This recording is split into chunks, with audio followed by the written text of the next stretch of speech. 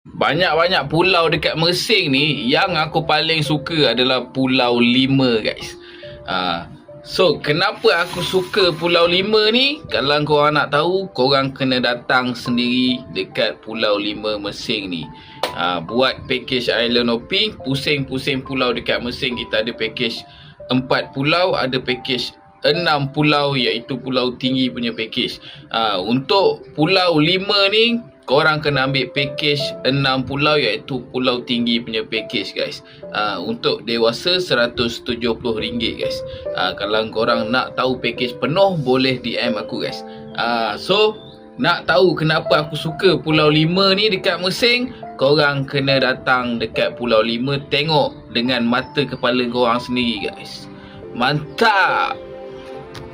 Banyak-banyak pulau dekat Mersing ni, yang aku paling suka adalah Pulau 5, guys.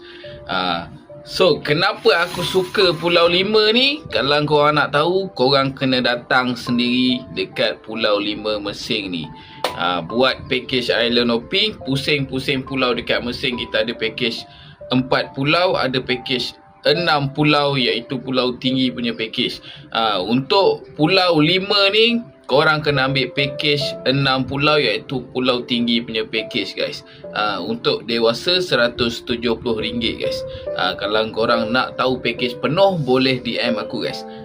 So, nak tahu kenapa aku suka Pulau 5 ni dekat Mersing, korang kena datang dekat Pulau 5, tengok dengan mata kepala korang sendiri, guys.